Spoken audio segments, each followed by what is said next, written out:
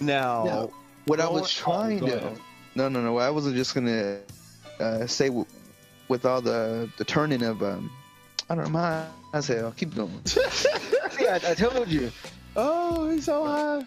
So high. Now, moving into the last segment, real quick, going from all the religion and the Muslims and all the violence and all the shooting and so on and so forth, mixing some Gnostic belief and some just everything. The question is, are you God?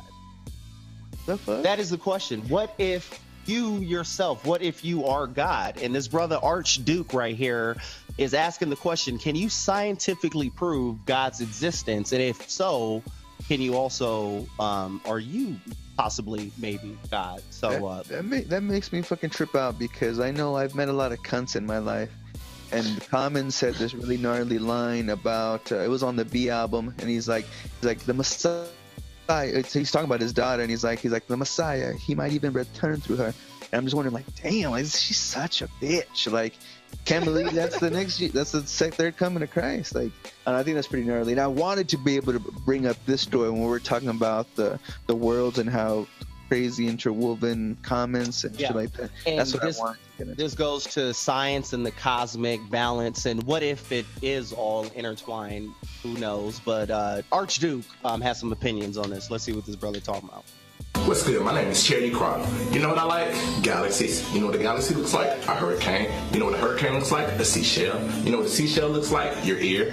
Did you know that you resemble a galaxy? 1.618 is known as the golden ratio, the mathematical value that is found throughout the universe that seems to hint towards a common factor between everything. The fingerprint of God. You know what a fingerprint looks like? The top of your head, inside of a head of cabbage. It seems that both your head and the head of cabbage were designed, perfectly, mathematically designed. But that would imply a designer. Is there a God? Well, the atoms in your body are traceable to exploded stars in the sky. So physicist Dr. Neil deGrasse Tyson said that not only are you in the universe, but the universe is in you. You are literally stardust. The law of conservation of mass states that matter can be changed from one form into another. Mixtures can be separated or made, and pure substances can be decomposed. But the total amount of mass remains constant. In other words, the total mass of the universe is constant. Whenever matter undergoes a change, the total mass of the products of that change is the same as it was in the beginning. In fact, it is scientifically law, a fact, that your body mass has been here since the beginning of the universe. You are 13.8 billion years old. The time you've spent here on Earth is just how long you've been aware of your existence. But in actuality, you have been here since God said, "Let there be light." You said it with him. Are you God? Are you God? Speaking of God, did you know that there are about 20 numbers that dictate the state of this universe? The mass of an electron. Maybe in a past life.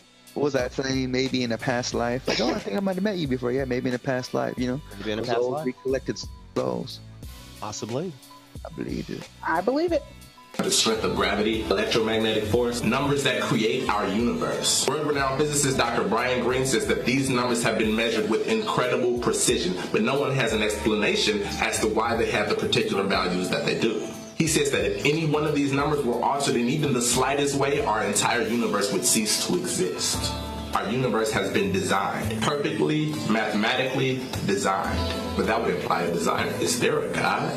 You ever felt like you were being watched, stared at? Then you turn around and see, yup, that weird guy 6 tables away was indeed staring at you. How did you know that? Could this be proof that there is some other medium by which information can be received other than the 5 senses? Do you see dead people? Probably not, but you do feel eyes. You do think about that person that you haven't talked to in months, and then suddenly they call your phone. You do dream about things before they happen. You do speak about people, and then they just pop up. You have created things out of sound. Speaking of which, did you know that if you take a plate of salt and place certain sound frequencies at it, that the vibrations will cause the salt to form into perfect geometric shapes? These are pictures of sand created by simply exposing them to strong sound vibrations. Words can literally manipulate the matter around you.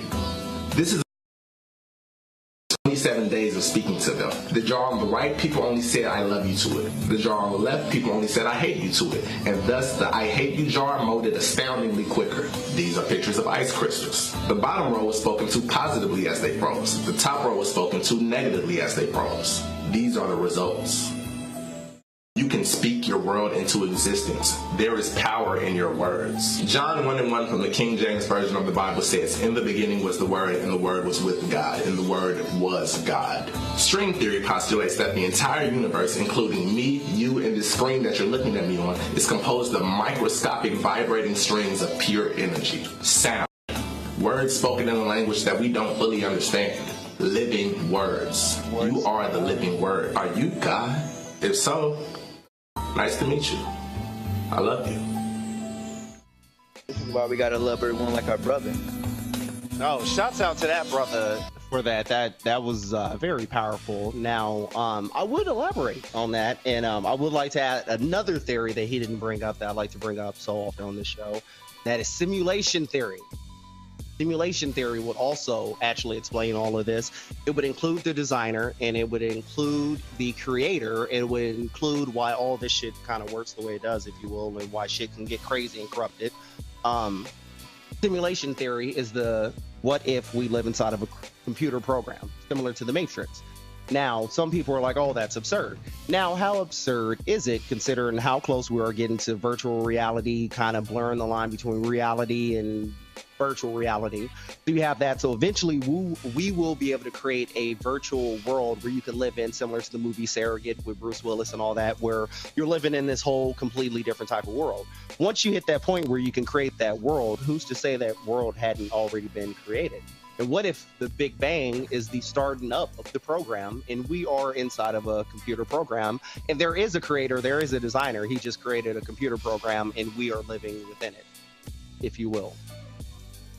Sims. We might be the Sims.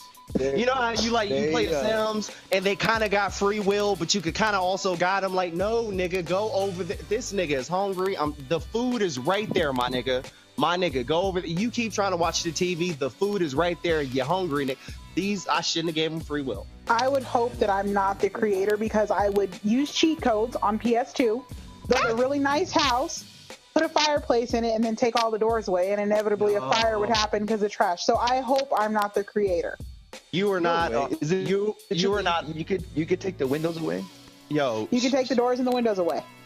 Cambreezy is not a horrible human being, because I also played The Sims, and I put a fireplace and a rug right next to it, and I put a woman in the house. I don't know why I picked a woman, and I took all the windows and the doors off, and a fire popped off. Naked. And the bitch ran around, and she eventually died. Now, I had another incident on Sims that really made me sad, and I was like, I felt like God, and I felt his pain when he loses one of his children, because I had a woman named Jackie. She was a single parent, and she had sent her daughter off to school, and she took the day off of work, and so she was cleaning up, and she was cooking and all that, and then she was going around changing the light bulbs, and she touched one light bulb, and it electrocuted her, and she dropped to the ground and died, and the Grim Reaper came and took her soul, and then her child got back home from work, or got back home from school, and I was like, oh my gosh, she an orphan. I was like, this is so horrible.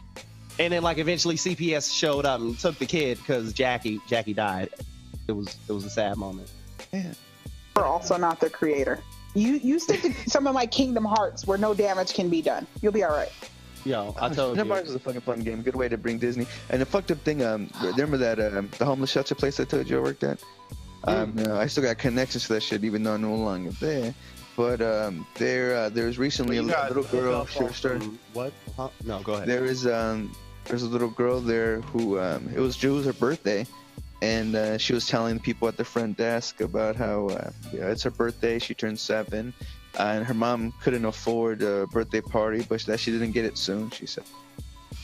And it was so funny that this is in the morning time when she was waiting for her school bus to be picked up.